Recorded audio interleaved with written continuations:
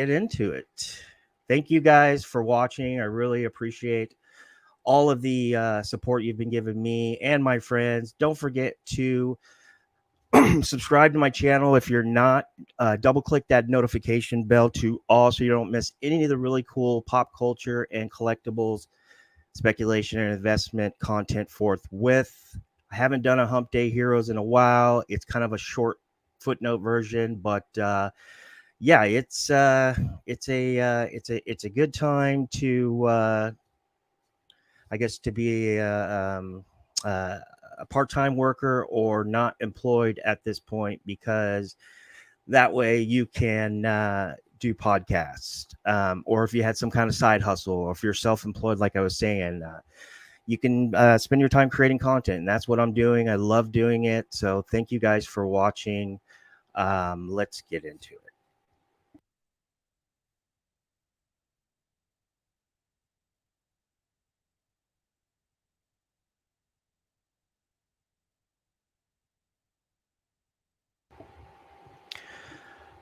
All right, so we have last minute FOC stuff. So I guess I'm just going to fast forward to that before we get to the news, the MCU news, and the other stuff. So let's go ahead and do the. You only have like, if you have a retailer or an online retailer and you're interested in any of these books, you only have like literally 19 to 20 minutes. Well, you have about 40. You have 42 minutes, but technically these are some of the books I think could pop right out the gate and or will gain equity long term. Shazette, shout out to Shazette, shout out to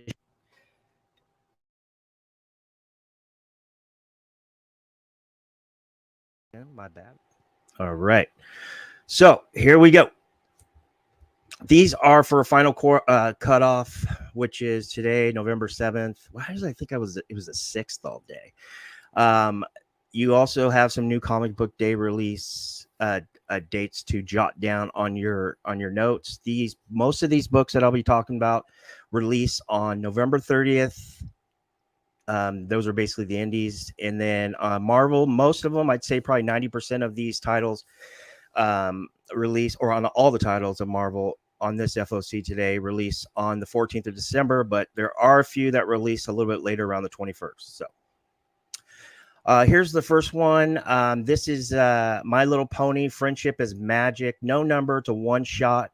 The specs on this book and why I like this book per se is multiple reasons, but shout out to Mel, Mighty Mel V from his Drunken Chat Son. He's the one that got me on My Little Pony. So I've been trying to grab every little key issue or crazy incentive from IDW. And this is actually a 1 in 25. Now, it is a 10th anniversary. I get it. But Tony Fleeks is the cover artist, which is huge. He's big right now. And a 1 in 25 on a My Little Pony title just doesn't seem like there's going to be that many available on New Comic Book Day and or, a week from now. So I would call your shop.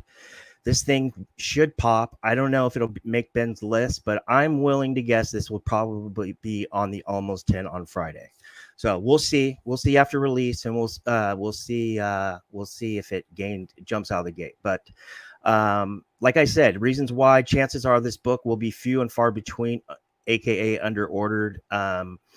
And My Little Pony collectors and followers, they've been waiting for this one shot for a while. I'm in a couple a couple discords on My Little Pony comics, or My Little Pony just collectibles in general. And they were waiting for this one shot. My Little Pony collectors are savages. I'm not talking about myself. I'm talking about the guys that, I talk to. These guys, they'll do anything for My Little Pony. And especially when it comes to high ratio incentives. So here is the next cover I like for this title, My Little Pony, Friendship is Magic. I think this one could be the winner. It's a 1 in 10, so there's going to be more of these out there. You'll have more of an opportunity to grab these. Not much, but you will have an opportunity. And don't forget, it's an anniversary book, so there's typically with anniversaries, We see either a oversized issue or multiple stories or whatever the publisher and distributor has to offer to the retailer, and then you always see retailers or a few more around there. That's what I'm seeing. But it is a 1 in 10. Is it a virgin? I didn't see any. I didn't see this in 1 in 10 with trade. I think there is a trade version. I thought it was open to order, but I could be wrong. But if this is a virgin by Amy Memberson, this is sick. You want to talk pop culture and all these really cool things that we're doing with content and stuff. This is so cool in the sense that they made the My Little Ponies into cupcakes. I think that is so cool. I love cupcakes, obviously. But chances, like I said before, chances are this book will be few and far between, aka under ordered, but it is a 1 in 10. So be at an anniversary issue, be aware. Let's see, My Little Pony collectors and okay, we already went through that. Here's what I wanted to add. This My Little Pony cupcake cover 1 in 10 by Amy Memberson is going to be sought after, in my opinion, by My Little Pony and pop culture enthusiasts all over the world if they see this cover. So do what you will with your money. Let me go ahead and hit the chat real quick and we'll continue. Sith, hey, what up, dude? Thank you for joining, man. If you guys don't know, Sith Rule, he's a good dude. He's on IG, so thank you for joining, Sith. Appreciate you. Hi, Linda. Do I owe you any books? Did I send you everything? If I owe you any books, you want a giveaway or anything like that? I know I know Remo. I have Remo stuff. It's sitting right here. I've been so backed up, and now I'm working. So Remo, it's coming. I promise. Swear on our friendship, it's coming. And then I have something for Mama Comics for her and her kid. So if I owe you any books, let me know. There is somebody on Whatnot I owe books to, but I'm actually upgrading his purchase. So hey, Righteous Flipper, what up, man? He says, how's $1 the master of pristine comics and Prince of Podcasts? Oh, you're so nice. I wish. I'm just trying and learning, man. Thank you so much, though. Thank you very much, bro. Hey, Jersey, what's up, man? Hey, Bruce. Yeah, cupcakes, right? Hey, Sticks Boys. What's up, man? I saw you for the first time on Renna's channel.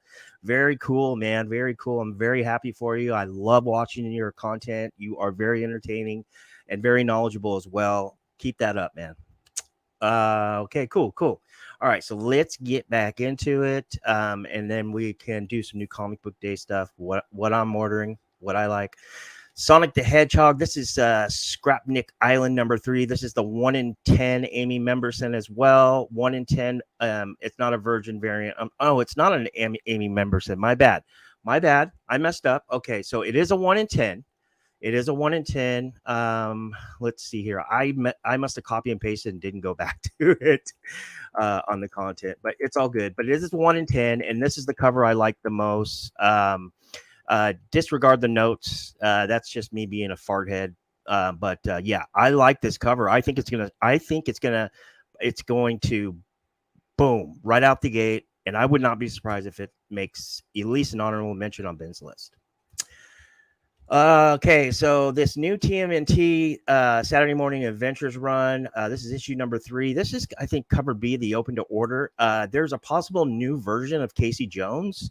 I read the issue 2, and I didn't see anything in there pertaining to that, or even there was some kind of mention about Casey at the end, losing his powers or something like that. But supposedly he's getting new powers, and something's going on. I don't know if he's turning into a villain or what, but this right here is the cover. I think with his new powers, I think this is the one you want. There is also a really cool 1 in 10 as well. But if it ends up being a new version of Casey Jones and it hits, and this is him on the cover, I would be just kind of focusing on cover A in this. So, all right, this is Marvel. We have Alien number 4. This is the 1 in 20. I believe it's a 1 in 25. Taryn Clark. This thing is unbelievable. Clark is on a rampage right now, and he did well here. All right, so this is an open to order variant for Avengers Forever issue number 12. Do you see my emojis here on the left? Why I like it?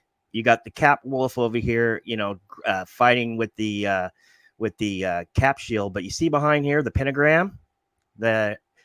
Well, the solicits basically say that Mephisto has put together a crew or an army that's fighting this version, this out of continuity version of these mashed up Avengers. So some fireworks will be going on in story. I can't wait to read it. I believe it's Jason Aaron as well, and I wouldn't be surprised if we get a first appearance here. So. Another thing, Crypto Shadows issue number 1. This is the second print. Not the best art, but it's really cool because it's got space and stars. Brian McClay would love this cover. But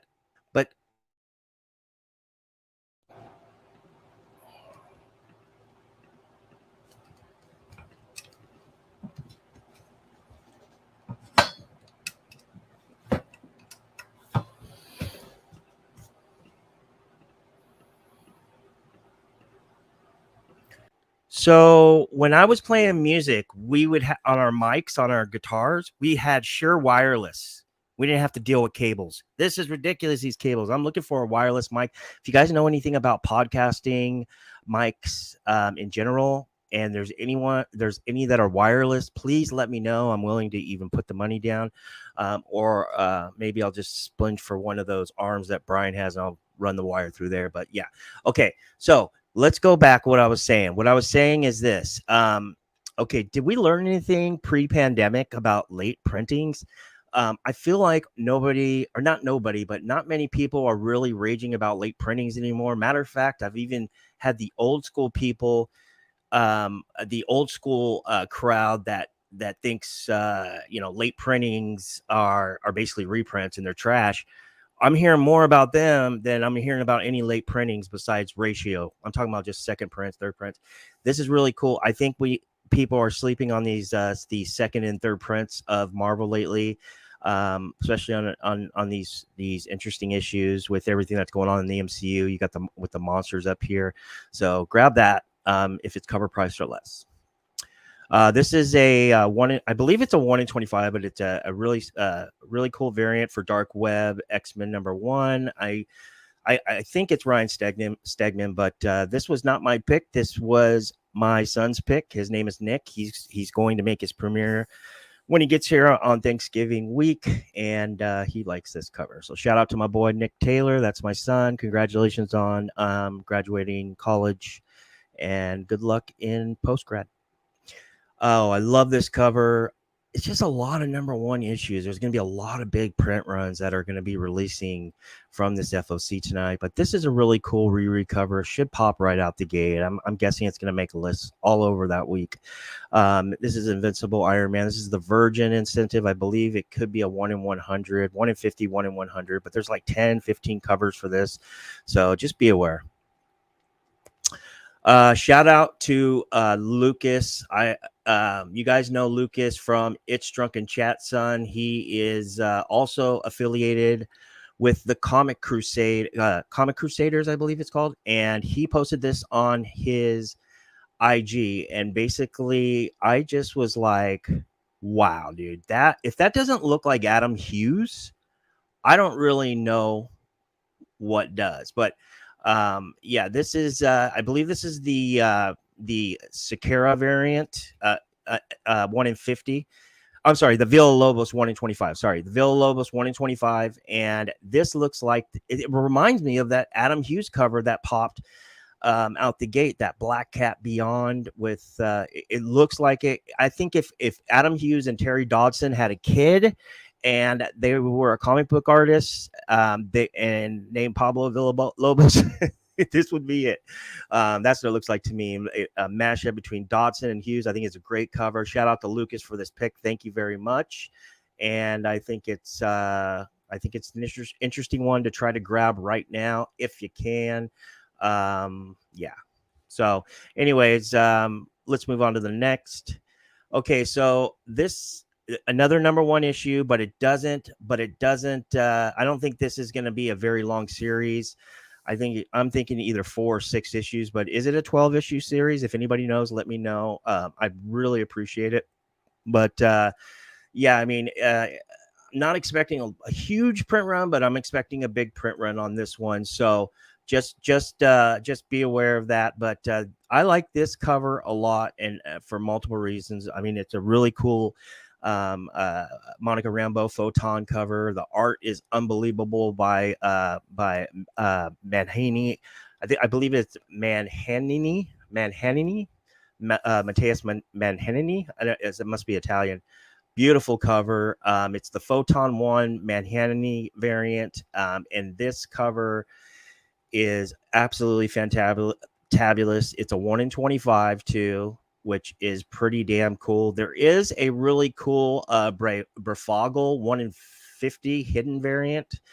And that one is also on my radar. I went ahead and ordered it. Here it is. I think it's super cool. It reminds me of a parallel on a Marvel card, like with the white pearl white border. I think this is a great hidden gem, 1 in 50. It's a beautiful book. And I believe this is the first solo series of Monica Rambeau's Photon, right? So you got a key issue here and 5-issue series. Okay, so Sticks Boy says it's the 5-issue series. Thank you for that, man. And yeah, it looks like good Adam Hughes. And if we're speaking on this one right here, he sees what I see. Thank you very much for that, brother. Yeah, so let's get back to that hidden gem real quick. I like this cover. Like I said, it reminds me of a really cool parallel Marvel card or something, or a Prism card or something. And there's a name for this type of art. It's like Sky something, or I can't remember, but really cool. This is the only cover I really gave a shit about when it came to Star Wars Mandalorian. And this is the 1 in 50. This is Star Wars Mandalorian, the 1 in 50 Raza. Okay, there is a really cool 1 in 25, but it just, I don't know, it just didn't do much for me. There's a concept art open to order, and of course cover A, but I think this is the cover right here. Of course it's the highest ratio, but it's really cool. Very cool. Here's another second print I was talking about. Make sure you guys pick this up. This is Strange Academy Finals #1, basically cash grab. Not a cash grab. I'm surprised they didn't cash grab and put a 1 in 25 on here, because they just usually, when they just change cover A or one of the variants, open to order variants, or any variant, just backdrop or color in the trade, there's usually some kind of ratio that's tied to it, and it's like a cash grab. Well, there's no ratio here, so I would grab this one. Especially because Doyle's on the cover as well. So I would grab this, and because if this issue ends up, becoming a topic of discussion 2 to 5 to 10 years from 2020, I always say 10 years because most of these writers, they claim that they're when they adapt stuff, they're on the 10-year rule. So even if it's option, typically, Marvel properties I'm talking about, and they develop a character, they typically don't really have a full introduction until 10 years after their first comic appearance. So yeah, I use that 10-year rule a lot. But yeah, this is the second print. Okay, and this is I believe this is the last Marvel book, and this is one of my favorite ones. Right here, we have how many X-Men #1s am I gonna see in my lifetime? Like new series. I mean, God, there must be so many. But this is the Hans variant. This is the 1 in 25. I saw it online. It's still available. I've seen it as low as $39.99 shipped. So be aware. New comics this week. That was FOC. Thank you guys.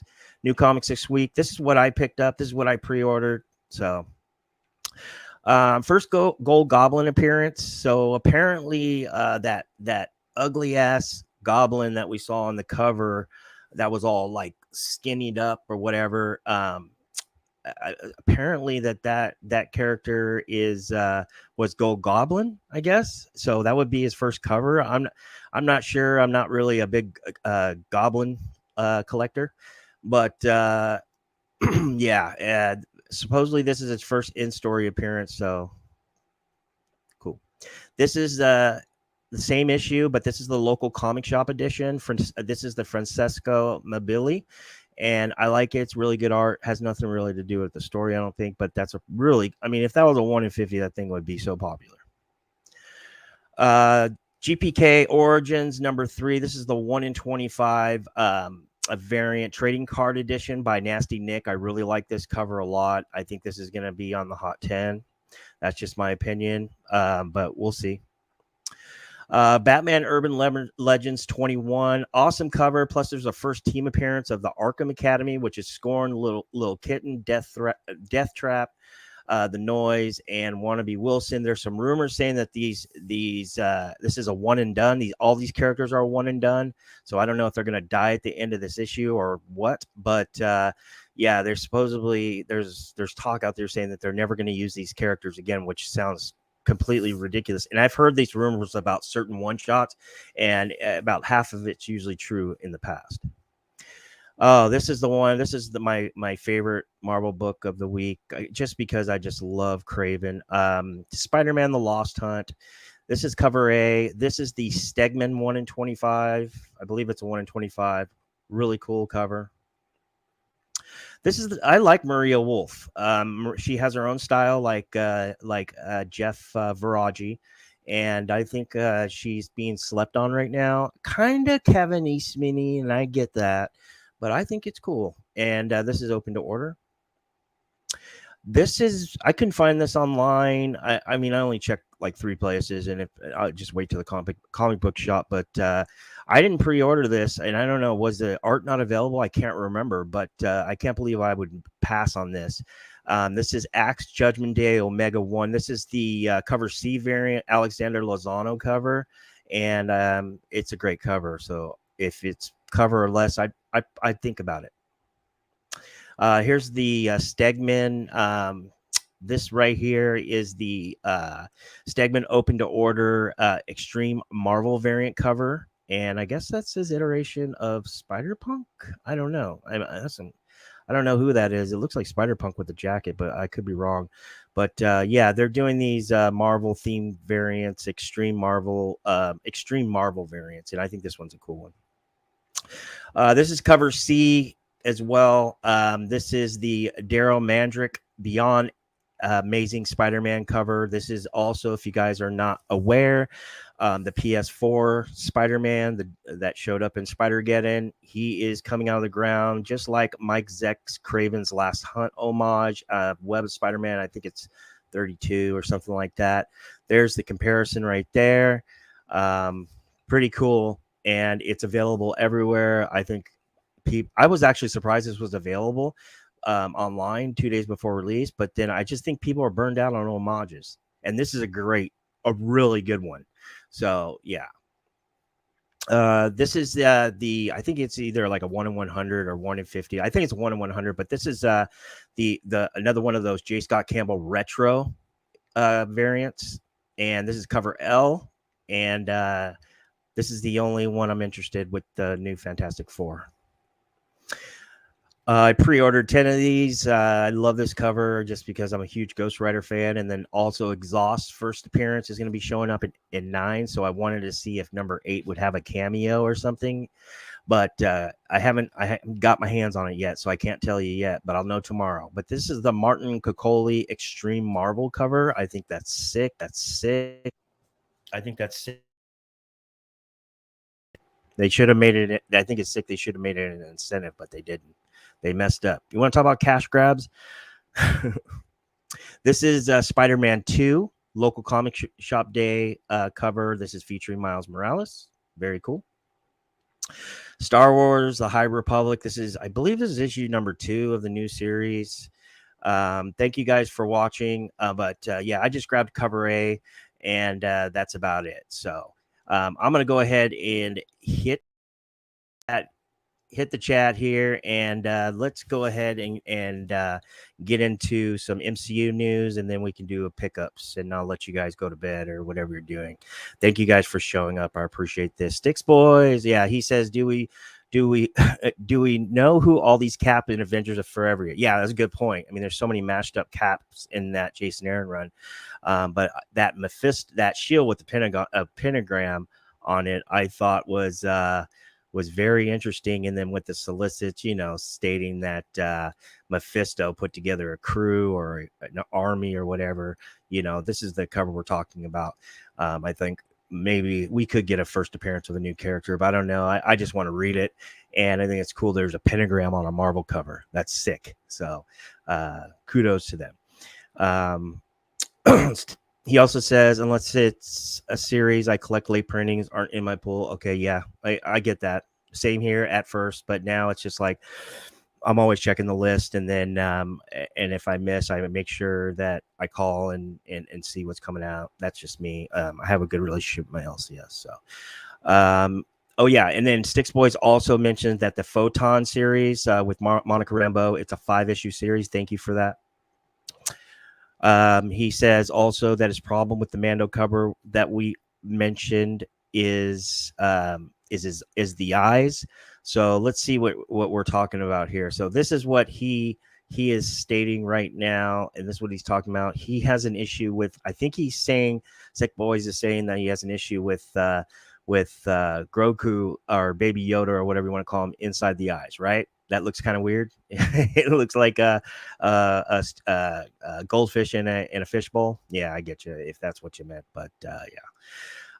Let's go ahead and remove that. And Blood Sausage, what's up, man? Fetz Rancor, man, where you been? Hey, Richie, hope all is well. Sorry for not being around more. Hope you got over the crud you got sick with. Yeah, I'm over it. I actually found a job too. I'm going back to mortgage banking. Supposed to start. I think I'm supposed to start. I was supposed to like start full time. I think I'm supposed to start either this week or next week. I just, went in there and went through my interviews and the orientation and stuff. And then tomorrow I'll probably go back there, and I have to pass some exams, 5 state exams to get my mortgage licenses. And once I pass those exams, then they take care of all the background checks and make sure I get approved. And then I move on to 5 more states. I take those tests until all 50 states are covered, because this mortgage company markets in all 50 states. So thank you guys. Thank you, Fetz Rancor, for mentioning that. Yes, I'm doing it. I mean, from 2 weeks ago, from when I had COVID to where I am now, I'm just like night and day. That crazy, yeah, Jersey the Bay, yes, that Craven cover was crazy, and I just don't understand how in the heck is this thing not being talked about. And I started thinking, okay, he's talking about this cover right here. And I started thinking about it. I was like, man, maybe we're just burned out on homages. Plus, it's an Amazing Spider-Man title and it's open to order, but that doesn't help anything. And this is what we're talking about here. Me and Jersey to the Bay. We both of us are Mike Zeck fans, and we both probably own the Web of Spider-Man issue number 32. The entire probably series. This is Craven's Last Hunt. So yeah, very cool, very cool, very cool. Mama Comic is here. Mama Comic, I have your stuff, your care package I told you I put together. I'm just terrible at shipping, so I have Remo stuff, so I'm gonna try to get it out Wednesday through Saturday. Depends my timing, but I'm gonna try to get it out. Thank you for showing up, Mama. I gave you a wrench. Is your wrench still there? Let me know. Ronnie Instagram, ask Ronnie now. You guys don't know this guy. Get with him. He knows everything about cards. He knows everything about toys. He knows everything about comics. This guy is, if you have questions about retailers, especially, this is the guy to talk to. Thank you very much. I appreciate you, Blood Sausage and Ronnie. Let's get into the news.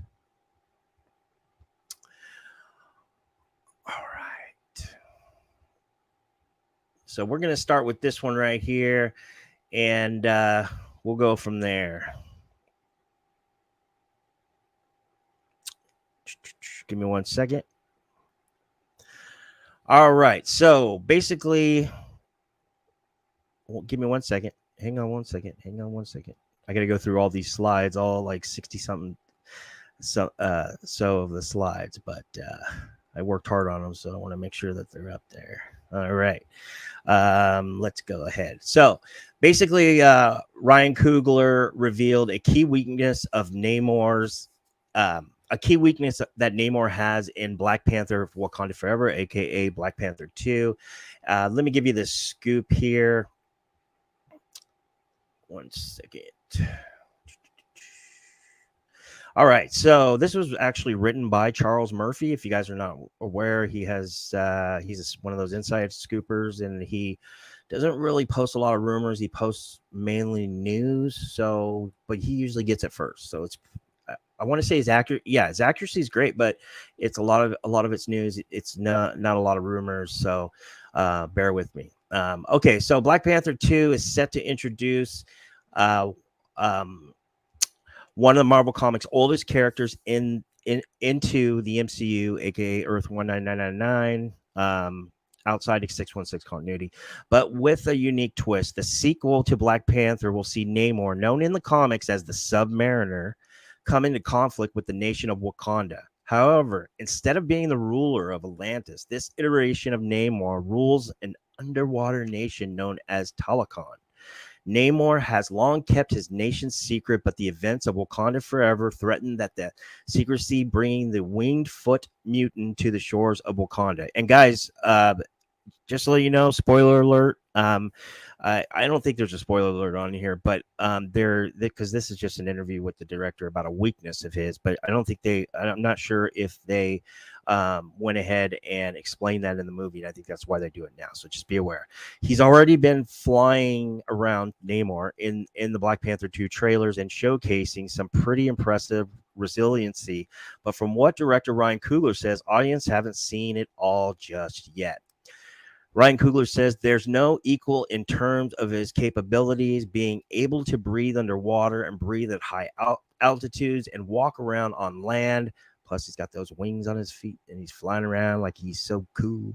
He's incredibly strong. He's as strong as Thor. And if he's around enough water, he can be as strong as the Hulk. Interesting. Despite all the changes to the character and the creation of the new underwater nation, Coogler's comments do seem to highlight one of Namor's classic weaknesses from the old comics: his need to return to the water to regain his strength. If he's away from the water for too long, like a fish, or a shark or a whale, not only would Namor be weak, it could be fatal. This is a flaw that was exposed by some of Marvel Comics heroes and villains in the past, a la Marvel Comics. So it's possible that it may come into play in the film. So they're not spoiling it. It could, but he's just telling you this, which releases next week or this week, the 11th. So pretty cool. What do you guys think? I put this book here on the left. This is Black Panther. I think, what is that? Issue number 10. And I really like this book because this is your first time that Shuri and Namor actually battle, and they're on the cover battling, and she's got some cool underwater suit right there. They're either battling in the air or they're about to hit the water. I'm not really sure, but I think it's like a $10, $15, $20 book. They have newsstand editions. This is a cool one to have in your collection, and I think if this movie hits, this book could pop. Okay, so Rumorville here on Popcorn Culture's Hump Day Heroes live stream. So basically, there's a rumor going around that Spider-Man Across the Spider-Verse may feature two familiar Spider-Men. And this is from yesterday. It was sadly Across the Spider-Verse got postponed, as you guys know, to next year, but hasn't lost any momentum in regards to what we can expect in the latest entry of the animated Spider-Man franchise. If this new rumor is to be believed, now remember, this is a rumor. If this new rumor is to be believed, we may see at least two pre-established Spider-Men in the upcoming sequel. There seems to be an opportunity that the MCU equivalent of Peter Parker will appear, though it's unclear if Tom Holland will actually voice the character. What makes this interesting is that this would mark the first time he appeared in a Sony-developed project rather than one from Marvel Studios. The other returning face might be the one we met in Insomniac's Spider-Man gaming franchise. The character was famously voiced by Yuri Lowenthal, though his face design got changed in the remaster and Miles Morales spinoff. Supposedly, there have been ideas thrown on the table of also including other returning characters, not only Andrew Garfield and Tobey Maguire, but also former animation voice actors Josh Keaton and Christopher Daniel Barnes. They definitely would make for an interesting addition, in my opinion, and this writer's opinion, especially if they might even offer Spider-Verse's Miles potentially entering into live action, a la Easter egg, callback, mention, what have you. There's a lot of potential with this expansion, and here's hoping they make a full use of it as each universe, meaning, MCU, Sonyverse, so on and so forth. As each universe is also set to be animated differently. Okay, like What If in the MCU, and then you got, Into the Spider-Verse, Beyond the Spider-Verse, so on. So, I thought that was interesting. So let's move on. We have some MCU project news that was reported yesterday. So I'm going to go ahead and go over that. Our first project that was reported on the majority of this is facts, is news that came from a reputable source that got it from whoever they got it from, the movie or whatever. So or the MCU. So bear with me, but I'm going to go ahead and update a few projects. Wonder Man is one of them. So basically, you guys all know that the biggest news of the week was the 2 upcoming Marvel Studios Disney Plus series, despite having no release date. Wonder Man show, the D Plus series, has made headlines due to major casting announcements. For starters, Yahya Abdul-Mateen II is in talks to star in a tutorial role. I don't know what rule. I don't know what that word is, but I guess a major role. He is well known for his roles in DC's Black Manta in the Aquaman films. Has also starred in HBO's Watchmen, The Trial of Chicago, #7, Nia DaCosta, a Candyman. You know who I'm talking about. I'm talking about the dude that was in Watchmen that was blue, Dr. Manhattan. The guy, he's right there on my screen. He's an awesome actor. I want to suggest a movie for you guys. Also, you guys should watch it. It's not like a comic book or a pop culture kind of adaptation movie. It's an old school Boys in the Hood gangster movie, street gangster movie, and it was released, I think, in 2021. It's on Netflix, and it has this gentleman right here who's one of the gang leaders. It's called Live Another Day or Die Another Day or something. I don't know. It also has the gentleman that won the Academy Award in what was that movie? Moonlight, I think it was Moonlight. Yeah, where the young African American boy was bullied, but he was actually different, and he found out he was gay later, bisexual, whatever.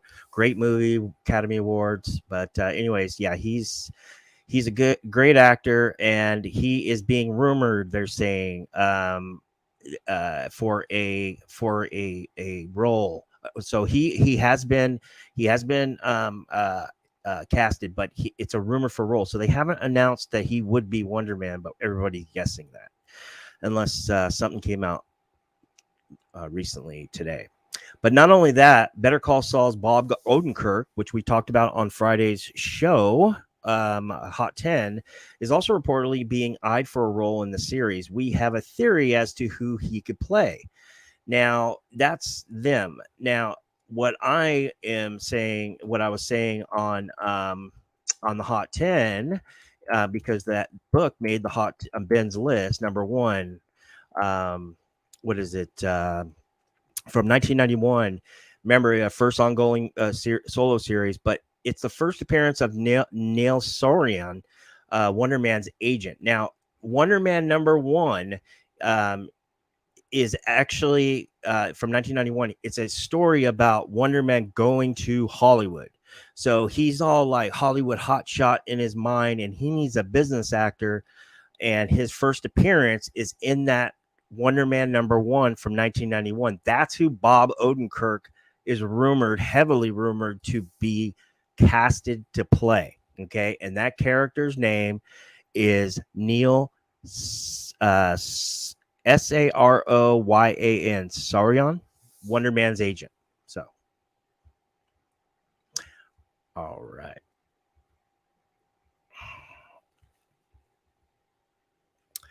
All right. So, some recent news this weekend for Agatha Coven of Chaos.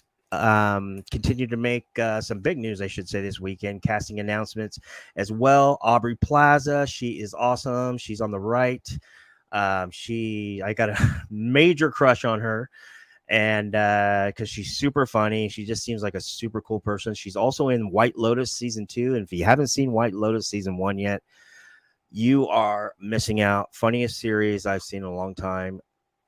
They're only on the second episode as of yesterday of White Lotus season 2, and it is hilarious. Get on it. But anyway, she was Aubrey Plaza, who's on the right, was confirmed to be joining WandaVision's spinoff, apparently as a villain. But who? There are 5 characters that we believe she could be perfect. I checked out those characters. Just tell you who they are. They were talking about Enchantress. They were talking about some other kind of B-level characters. No big deal. While it is unknown who she is playing, it seems likely that it could be an aged up Billy, aka Wiccan. So this series, or this article is saying that Aubrey Plaza here on the right could be playing an aged up Wiccan. I really hope that's not true.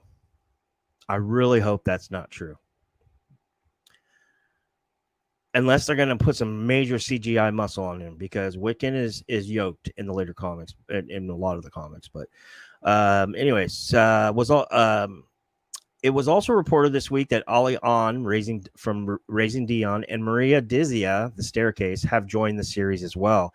Lastly, the series reportedly will have a rare 9 episodes, similar to She-Hulk.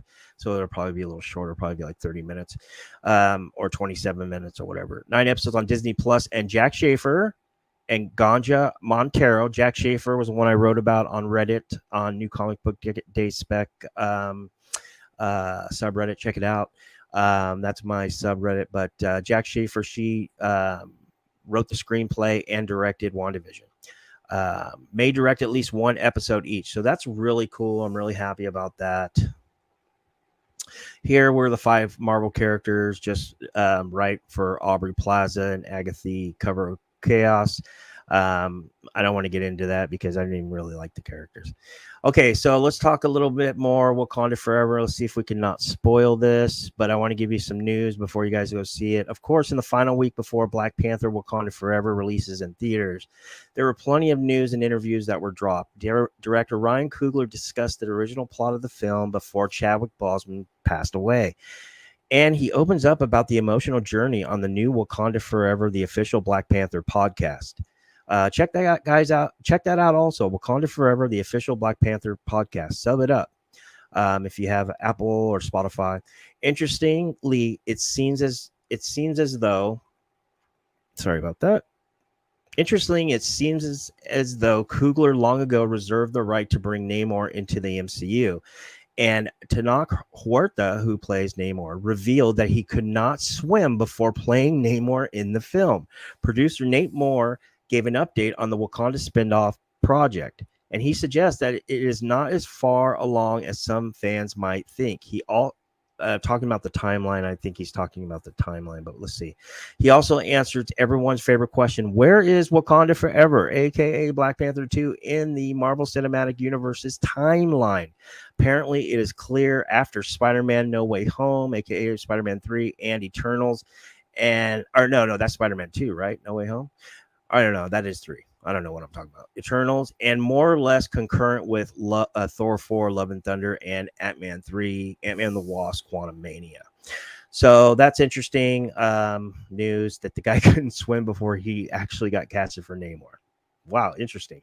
So that just shows you the term "fake it till you make it" sometimes applies. All right. Ironheart news. So Moore was also kind enough to. He's talking about. He's talking about Nate Moore, the producer for Black Panther 2. Nate Moore was also kind enough to specify that the upcoming Ironheart series takes place after Wakanda Forever, rather than as a prequel. other Ironheart news, a set photo adds to speculation that a Doctor Strange comics character will appear in the series, and the series appears to have been wrapped production.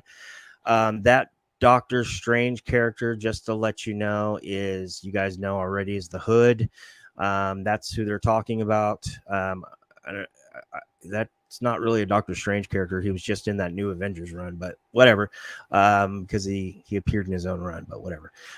For final Marvel news, and a new rumor suggests that Sony and Disney have apparently been at the negotiating table and are closing in on a new collaborative arrangement for Spider-Man films. The rumor states that once closed, the two studios could then begin working with Tom Holland on sorting out the terms of his deal, which would likely consist of another Spider-Man trilogy of Sony films produced by Marvel Studios, in addition to scheduling him for appearances for Marvel Studio films, because he's not allowed to do that right now. DCEU news.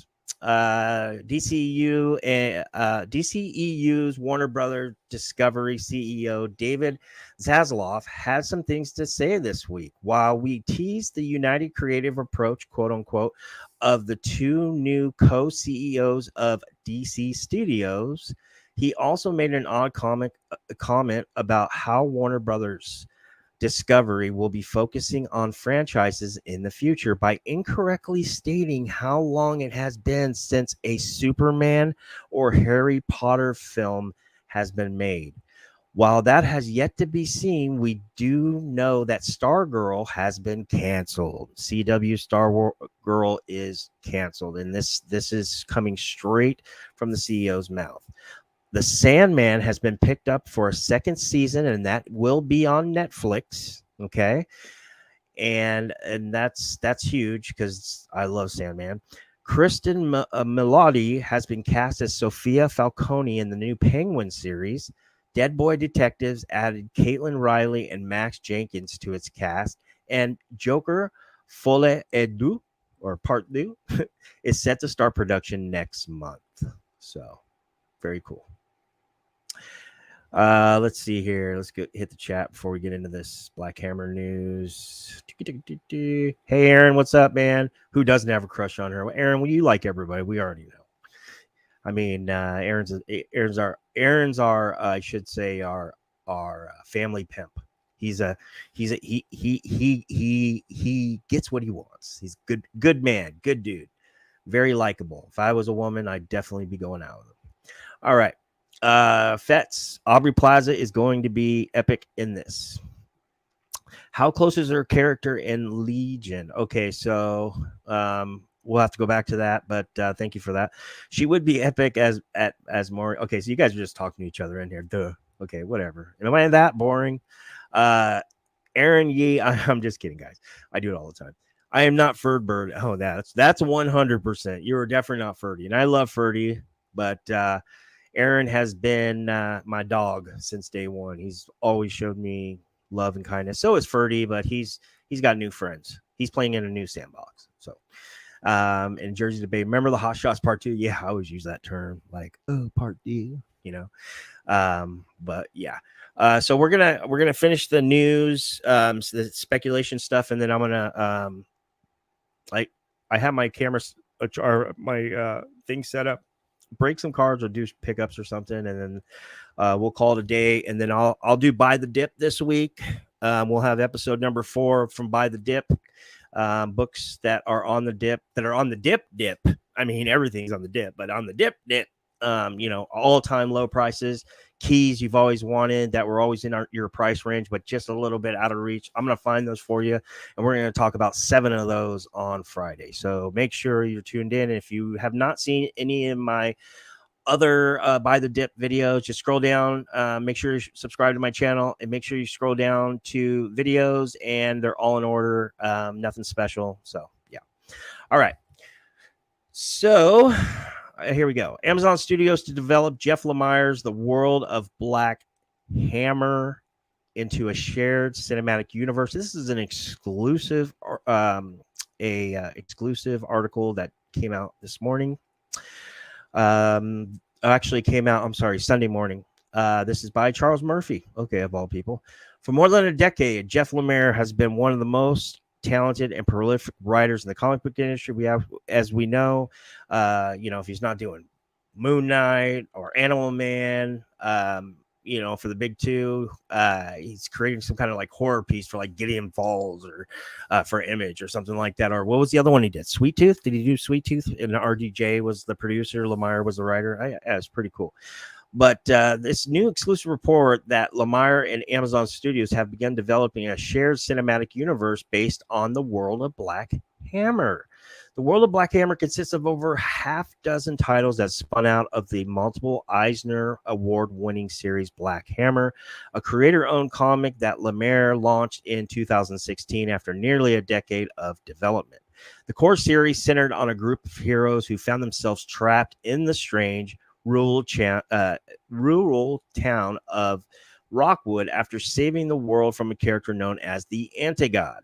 That's like the villain, I guess. Following the success of the original title, Lemire began creating multiple new titles and characters, expanding the continuity of the series in the comics. Titles such as Sherlock Frankenstein and the Legion of Evil. Also, there's the Unbelievable Untamed and Barbarian, the Red Planet, have come to make up the three phases of the world of Black Hammer, which Lemire intends to put a bow on via Amazon Prime in 2023. Interestingly enough, this isn't the first time the world of Black Hammer has actually been in development by Amazon Studios. Legendary Entertainment optioned it, and they leased Amazon Studios to produce and launch the project. It would be in collaboration with Sci-Fi, but in a 2018 interview with Sci-Fi, Lemire explained his need to help oversee the transition from page to screen, and he just didn't feel the Legendary was letting him do that.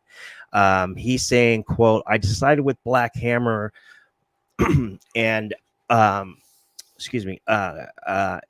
to keep it with Amazon Prime because this story is so personal and near and dear to my heart. If I was ever going to option and develop it myself, I had to be intimately involved, and Legendary was not allowing me to do that respectfully. As far as that adaptation, I do have to be the one that is creatively steering that ship like a comic book."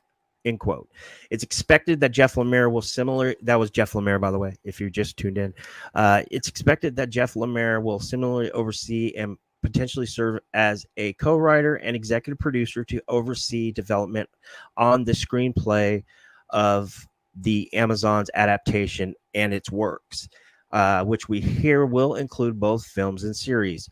With the deal only newly being struck, there's no word yet on an actual release date. So, but it's going to be in production next year. So interesting enough. I think that's really cool. One of the first ash cans I got that was worth some money. When I say worth money, over $50 or over, was Black Hammer, whatever, the ash can, and I ended up getting it graded. It was so cool, small comic in this big old slab, 9.8, and it sold pretty well. Guardians of the Galaxy 3, 16 actors and characters confirmed to appear. This is coming from Daniel RPK. Let's go into it. Chris Pratt, Star-Lord. He's basically in the trailer for Holiday Special. He is, confirmed for Volume 3.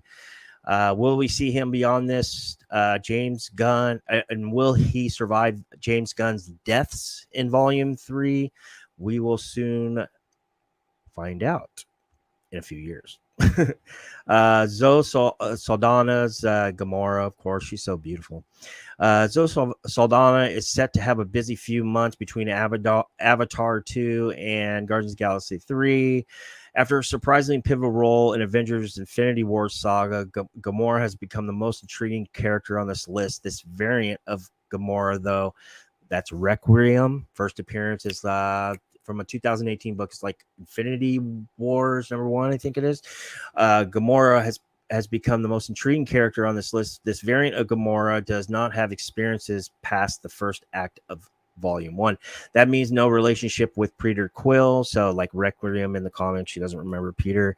And no mended sistership with Nebula other than the abridged version in Avengers Endgame. For all intents and purposes, the fresh slate of one of these Guardians is this Guardian. That's Gamora. There's Bradley Cooper's Rocket. Heavy rumors he's not going to survive the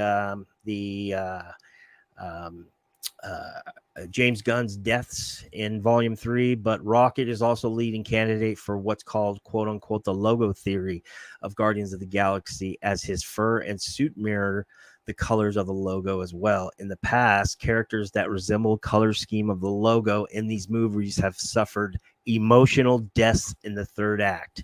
Groot in Volume 1, Yondu in Volume 2. So if you got that first appearance, I forgot where it is. Not Incredible Hulk 271, the other one. And then his first appearance in Marvel Comics or whatever, U.S. Comics is Incredible Hulk 271. You might want to, once that trailer hits, you might want to sell that thing quick. David Bautista's Drax. This will be his last film with. He did not extend his contract. We don't know what's going to happen between now and then, but supposedly he's dying. Okay, so she's a newer character in the sense that, I mean, she was in the Infinity Saga, but she's one of the newer, and she's one of my favorites as well. This is Mantis. She's played by Pom Klementieff, and what they're saying about her is that in the classic MCU fashion, the funniest characters are not telling jokes. They're just being who they are. Mantis is a great example of that, and they typically live a long shelf life in the MCU, especially the way the MCU is going, one direction in comedy and the other direction in horror. So I think she's going to be around for a while. You have Vin Diesel playing Groot, and supposedly he's going to be enormous, giant Groot. You have Karen Gillan, which is Nebula, 50-50 odd. I don't know Vegas has a line on deaths and there's a rumor that Nebula is going to continue in the MCU, and there's also a news that this is Karen Gillan's last MCU project. Sean Gunn, which is James Gunn's brother, this is Kraglin. You guys know him as Yondu's XO. Will Poulter is Adam Warlock confirmed. Very cool. He's in a new series where he actually is pretty serious. It's called Dope Sick, I think it's called. Dope Sick. It's got Michael Keaton. It's about the opioid crisis. Check it out. It's on Hulu. You have Chukwudi Iwuji, who plays the High Evolutionary. First appearances in, Thor 134 or something like that. He was also in James Gunn's Peacemaker. Okay, so the hottest gold character I've ever seen in my life, most beautiful, is also confirmed coming back. That's Elizabeth Debicki as Aisha. I think she's great for the series. This dog was a topic of suggestion. This is Cosmo. Everybody was going crazy for his first appearance not too long ago. Maria Bakalova will be voicing and playing the dog. And then also Sylvester Stallone's Stakar is coming back as well. Not sure if he'll survive the deaths. We have a newer character, I believe. I don't remember him in first 2 volumes, but who knows. Michael Rosenbaum is Martin X, who also first appeared in Marvel Superheroes 18, which is your first appearance of the first iteration of the Guardians of the Galaxy. 2 new characters they're being tight-lipped about 2 new actors casted. They're being tight-lipped about her role.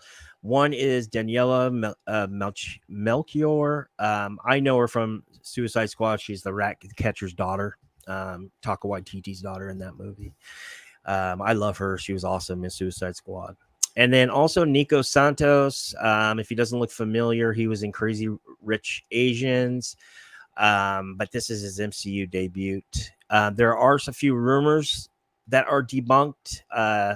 Jennifer Holland, that was supposed to be the one that James Gunn is dating, the blonde that is supposedly that was in Peacemaker as well, that Peacemaker kept trying to get with.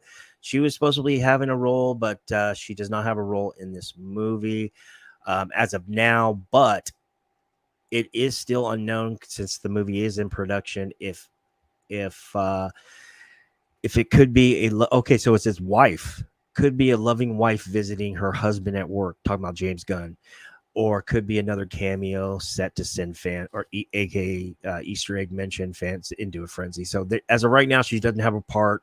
She was heavily rumored. Doesn't mean things can't change. There was a rumor that Yondo was coming back. They're saying that James Gunn is basically saying that the only way Yondo's coming back would be, and with the blue skin and everything, would be during a third party telling a story in flashbacks of some sort or a variant. That's what he said. And also Kamal Nanjiani as Kingo. In a world of crossover and cameos like the MCU, expect Kingo to interact with other cosmic Marvel characters, but not next to May.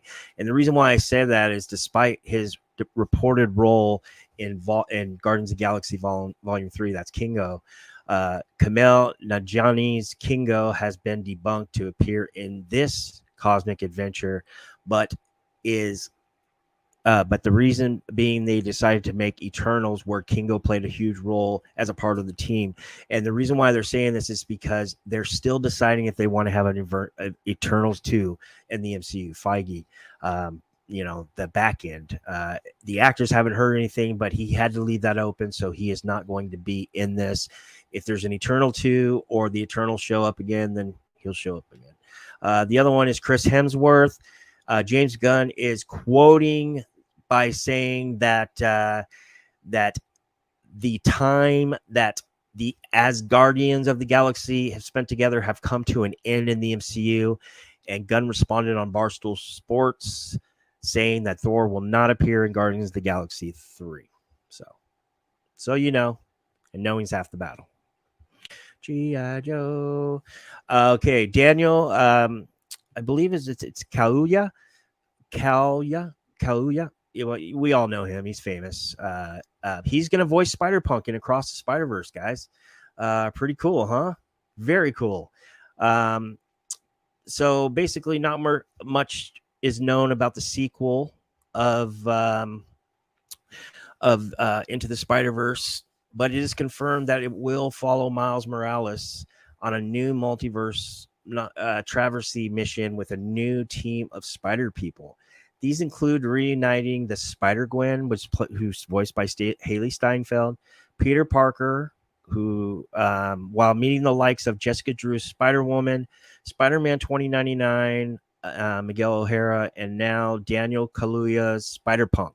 It has also been confirmed that Spot, played by Jason Schwartzman, will be the main antagonist of the project.